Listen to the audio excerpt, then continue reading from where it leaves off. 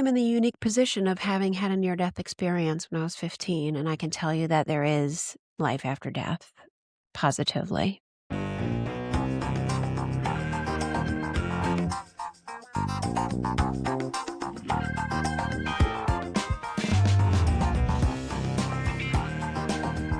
Strangers with Kittens, Gen X stories from the least parented generation. Hi, welcome to Strangers with Kittens.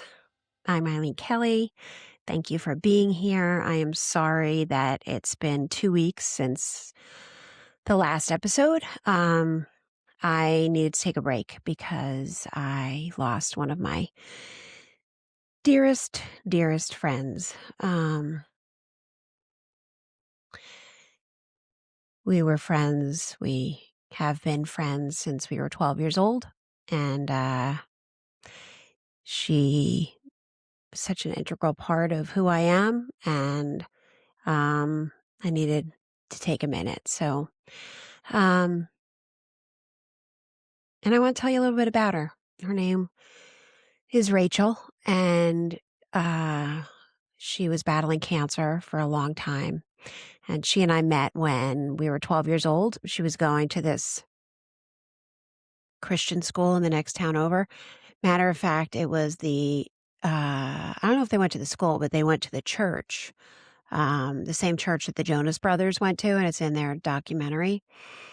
Anyway, she was going to school there, she and her siblings, and the pastor was shady, and it was kind of like a Jim and Tammy Faye Baker situation. And they're actually also the same religion. And her mother was challenged what was going on, and so they got kicked out. Well, because when you question power, that's what they do. I think we're all well aware of that pattern. So anyway, the family got kicked out, and that was my good fortune because they came to public school, and Rachel came into my life, and she walked into my homeroom, and she had, I don't know, like weird clothes on, like not on point for 1981. And I was like, what's going on? What's going on here? Gonna need to do a little bit of a glow up. So yeah, we became fast friends, and she was in a bunch of my classes, including one where there was more than one of these classes, actually. I'm embarrassed to say, but I can't remember if it was music class because it happened there, but then it also happened in history with a different teacher. But I feel like early on, it may have been the day she came to school or the first week, whatever. I got in trouble for talking, and the teacher said, if you think you have something to say, why don't you get up and try to teach the class?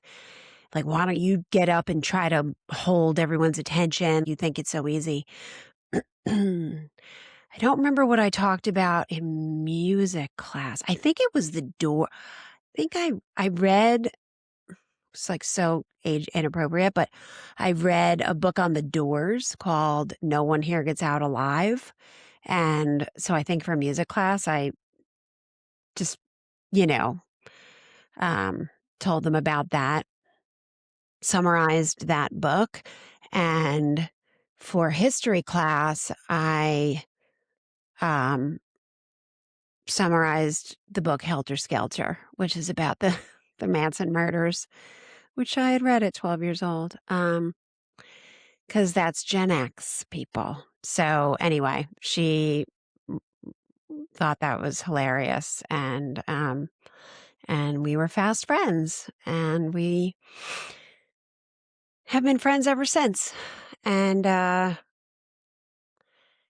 yeah, we had so many good times, so many laughs, so many adventures. Always trying to get a car to get down the shore, and renting beach houses for a week in the summer. And we shared the same birthday.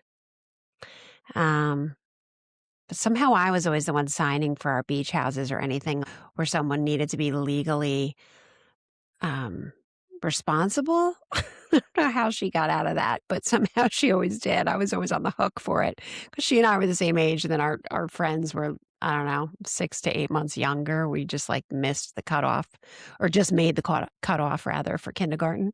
Um, yeah. So I was always giving her glow up. She was beautiful and naturally. And if you've been listening a while, Rachel is the Speedo swimsuit clad goddess from my Action Park story, my first date story at Action Park in Vernon Valley, New Jersey. Um, yeah, she was always just naturally gorgeous, but it was the 80s, and I was always like, you need a new haircut and you need some serious makeup. So I'm going to include a picture of one of my makeovers that I did, I think, for a New Year's party, either junior or senior year of high school, where I'm wearing a gold lame, I kid you not, jumpsuit with shoulder pads that I think I got at Filene's Space. You know, she and I both bought all our own clothes since we were like 12 years old. And so if it was at Filene's Basement on the clearance rack, I was going to try to make it work. And um, somebody was having like a kind of a dressy New Year's party, which is kind of fabulous for high school. Yeah, so I'm wearing like a gold shoulder padded jumpsuit and she's wearing my Warehouse sweater. Remember Warehouse? God, I miss Warehouse. Um, and I did our makeup and we seriously look like I don't even want to say we look like drag queens because drag queens do a way better job with their makeup. But what I mean is that it was that heavy handed. So yeah. Um, and yeah, even till the end, I was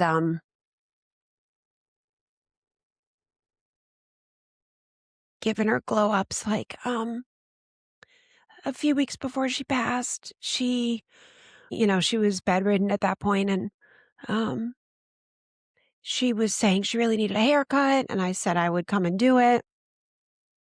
She was trying to tell me what she wanted, and I sent her pictures of Cameron Diaz in the movie In Her Shoes. And if you haven't seen it, stop what you're doing and find it because it's probably Cameron Diaz's best role of her career. Toni Collette plays her sister, their sister. Shirley MacLaine is their grandmother. It's so good. Anyway, I sent her pictures from Cameron Diaz in that movie because that haircut would look fabulous on Rachel. I am not a hairdresser. I don't know if I mentioned that, but I did my best, which was basically pulling her hair in a ponytail that I tried to make as even as possible. And then I was like, look, and I've done this to myself, I'll have you know. But I was like, look, when you do a ponytail and you pull your hair all, you make sure it's centered and then you cut it, you get symmetrical layers. It just comes out layered, which it did. It did. But I have to say, it did not look like the pictures that I sent. And that's why I'm not a hairdresser. But she was very sweet about it and said how much better she felt with her haircut um and it's, you know, a memory that I'll add to the thousands of memories that we share. Um but I was thinking about how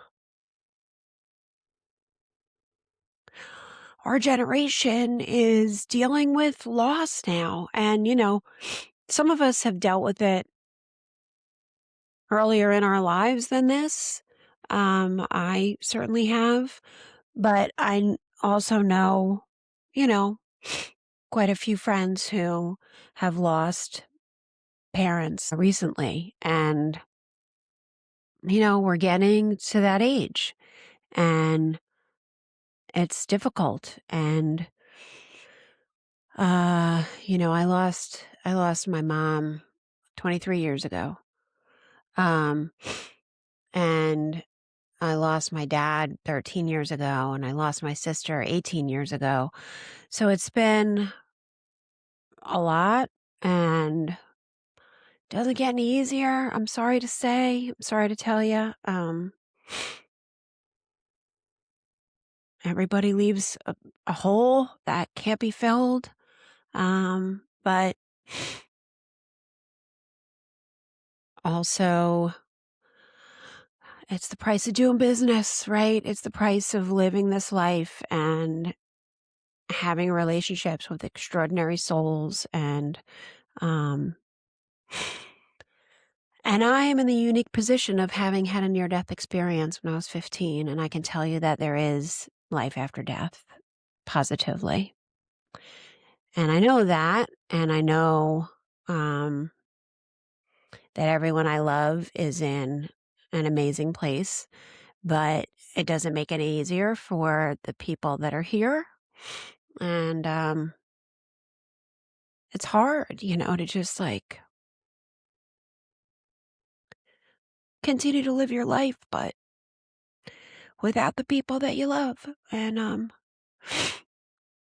it's what we have to do, right? And sometimes as we're getting older, there are days, or if I'm honest, weeks, months sometimes that it feels like too much. It's like, all right, uncle.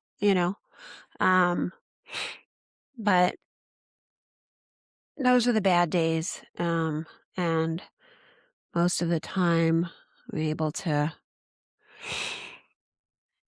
put things in perspective and be really grateful for the time that I had with each of the people that I love, continue to love, that I've lost.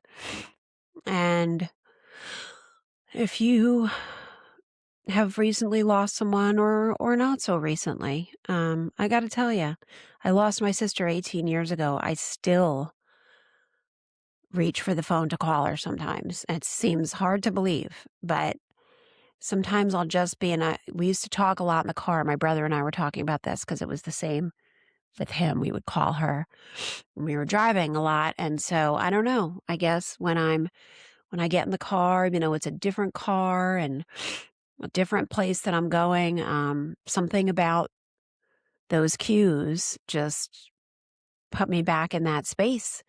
And there's this little like, oh crap, realization again. So if you've recently lost someone or not so recently lost someone, I just want to say that my heart goes out to you. And I think if we all keep in mind that we're all kind of the walking wounded in one way or another, maybe we'd be a little nicer to each other. I don't know if you happen to catch It's a Wonderful Life this past holiday season, or I'm sure you've seen it many times over the years. George Bailey Jimmy Stewart is wearing a black armband when he goes to the building and loan, like, I don't know, shareholders meeting or something, months after his father died, when he's ready to move on with his life and go to college. And the board says that they'll only keep the building and loan going if he heads it.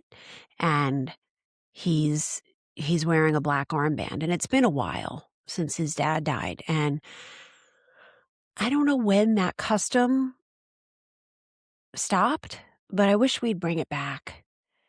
The custom of signaling to other people that you're in mourning. It would be really helpful to know that the cashier at ShopRite lost someone. So be extra patient, be kind, bag your groceries that day if you don't already. A small smile to someone that's walking by you that you see is wearing a black armband. I don't know what it was for women, whether they only wore black and then didn't wear black if they were in the morning. I'm not sure. Should probably research that. But yeah, I wish we would bring that custom back so that we could just be a little more considerate to each other and remember that we're all human and we're all just trying to do the best we can. And when we don't go right away at a red light, maybe we don't need you to stand on the horn behind us, because maybe we were lost in thought about someone we love who's terminally ill or someone who's something else. I don't know, just keeping in mind that we're all just doing the best we can. That reminder every now and again would be nice, I think. I want to also take this opportunity to say that if you do have someone in your life that is terminally ill, I can't say enough good things about hospice. And what I've noticed is that a lot of people, because our country doesn't deal with death well, or doesn't deal with death, period, um, people are afraid or feel pressured to not enter into hospice. I don't know if there's some correlation with assisted suicide or I don't know, but I do know that people suffer far too long with far too much before they finally call hospice. And they offer so much support, not just emotional support, but concrete support and knowledge and planning and putting things into place that you need and you don't know that you need when you're with a loved one who's coming to the end of their life. And it often people don't know exactly when it's going to happen. I mean, that's almost always the case. And I don't know, there's this sense of like not calling them too early. Why? Why not? Wouldn't it be great to call them and have them helping you, helping your family members sort of hold everyone's hand through this process um, as early as possible? Why have your last days, weeks, months be painful, physically painful? There are way too many options to manage pain for anyone to be suffering. Some people feel as though if they enter hospice, they're giving up, or the people around them get upset because they're giving up, because there's this sense in our country that you have to keep fighting. You have to keep fighting and fighting and fighting. What about a good death? What about not focusing so much on fighting what for many people is the inevitable and being fully present in whatever time you have left? My mother was of the generation that if a doctor said you needed this or that, you had to do it. Like that was the mindset. And I tried to say to her, it's your life. It's your she died of cancer and it metastasized and went into her bones and she had pain in her hip from the cancer and the doctor said, well, you need a hip replacement. Well, she was already so compromised and that is a hard surgery and a long, difficult recovery for a healthy person. And I, had said to her, you're in charge. This is your body. Is this how you want to be spending this time?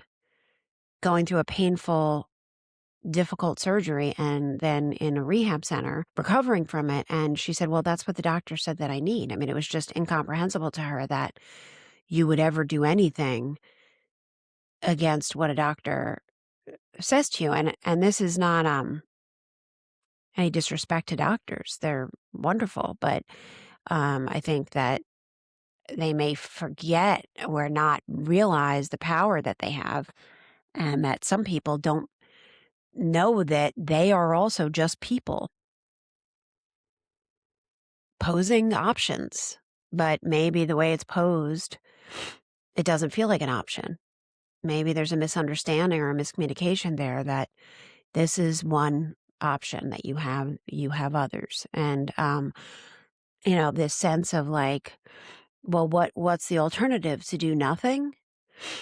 Well, to be fully present in the time that you have, to spend that time that you have with the people you want to spend it with is another way to go.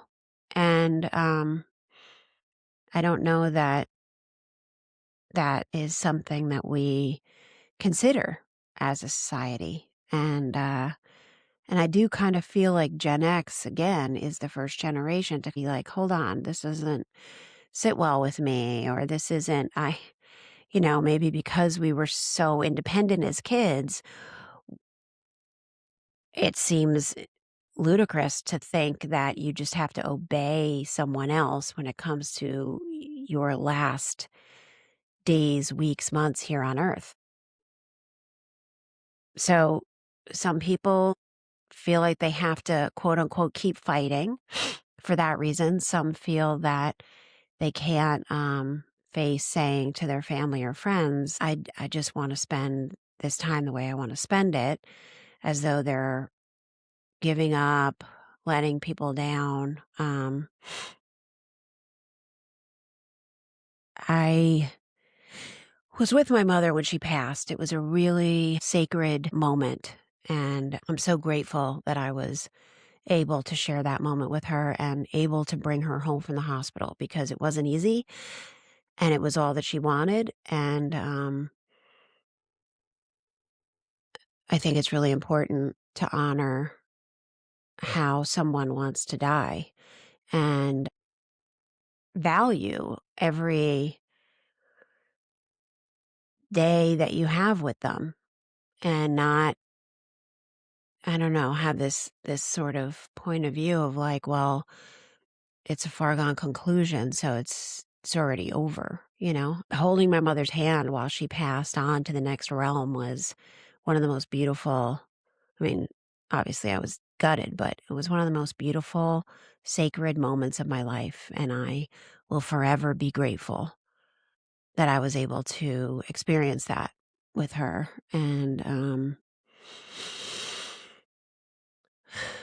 I'm also really grateful that I was able to spend a lot of time with Rachel, and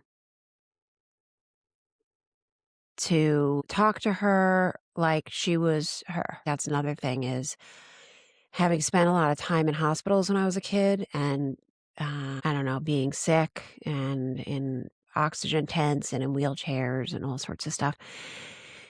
People kind of treat you differently and when you're in those situations, and not like yourself anymore. Um, and I think with I can only imagine, and knowing, having spoken to, having known people with terminal disease, that kind of overshadows who they are with a lot of people, and also fear sets in, our own personal fear of mortality. I don't know, but just being with a person who is ill, like really being with them in that space, meeting them when they're where they are, and um not acting like nothing's wrong, not acting like you're not in a room with a hospital bed at home and the situation isn't dire, but just that you're you and I'm me, and we're still us, and we're still what we are together, is like,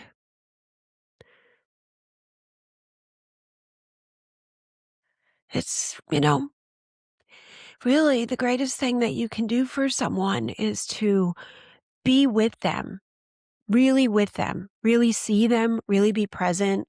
Don't turn away. Don't make it about you. Don't try to get them to do something that maybe they don't want to do, because you don't want to lose them, which is really hard. I also, another thing that really sucks when you're terminally ill is for people to deny your reality. For people to say, don't talk like that, think positively. I have a cousin who had cancer and they're fine now. There's like so many different types of cancer, so many different types of breast cancer, colon cancer, whatever. You cannot compare. And when someone has cancer and someone tells them that they're going to be fine because they have a neighbor who beat it, and the neighbor was stage 1 and this person is diagnosed at stage 4, that's not helpful. it just puts space between you and them. You just became not a safe place for them, not a safe person for them. And I think that's true of a lot of things that we all do as humans. I do it, you do it, we all do it. And we don't mean to, but I don't know, anxiety, fear of our own mortality, comfort, we put distance between ourselves and others. We ask a bunch of questions because we're trying to put distance between ourselves and the person who's telling us something that we wish wasn't true. We're trying to make it not true. And maybe if we hit on the question that gives us some microscopic bit of hope or makes us feel like maybe there's been a mistake, that makes us more comfortable. But you know what it does to the person who's dealing with it is it makes them feel completely alone. It makes them feel like you just hung a sign on your door that says no vacancy, bye, and shut the door in their face. And it wasn't your intention, but that's what it feels like. I think whether it's illness or trauma or crime or whatever hard thing befalls us, having someone meet you where you are in that place, in that deeply uncomfortable, painful place, to just be with you quietly, silently even. Don't have to know the right words. Words can't make it better, but to just be there with you, to not question, to not say to think positively or look on the bright side, but to just be in it is the best thing that we can do for each other. And I'm just going to try to do that as much as I can. There's a quote by Ram Dass that says, "We're all just walking each other home." And that's the truth. We're all just walking each other home. That's what I'm going to try to do. Another thing I'm going to do is Rachel was a special ed teacher at Trenton Public Schools. She was a beloved teacher there. And I don't know exactly how to do this, and I will find out and post a link, but I'm going to see where you can fulfill teachers' wish lists and do that. You know, if all of us took one teacher's Amazon wish list and fulfilled that, that's kind of the opposite of so much that's going on in the world. And I know it has nothing to do with ICE. It has nothing to do with the Epstein files. It has nothing to do with a lot of things that are horrible in the world. It's the opposite of that, right? It's light. It's generosity. It's good. And it feels good to do something good. And it feels good to do something when you're feeling helpless and anxious and sad. And I'm sad.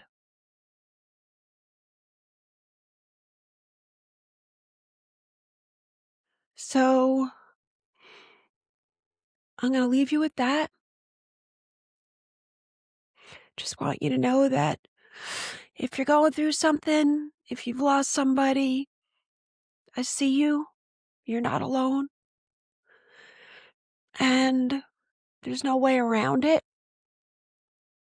The only way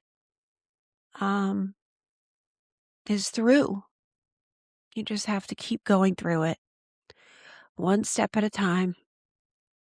And eventually you get to a place where, I don't know, I want to say like you don't feel it as much, but you just, you walk with an emotional limp for the rest of your life, and that's okay. It shows you've lived, it shows you've loved. Thanks for listening, and I will be here next week. Bye.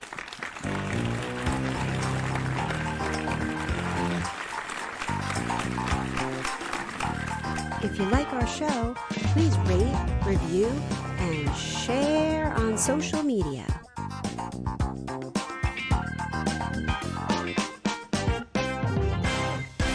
Strangers with Kittens is taped before a live audience of dogs.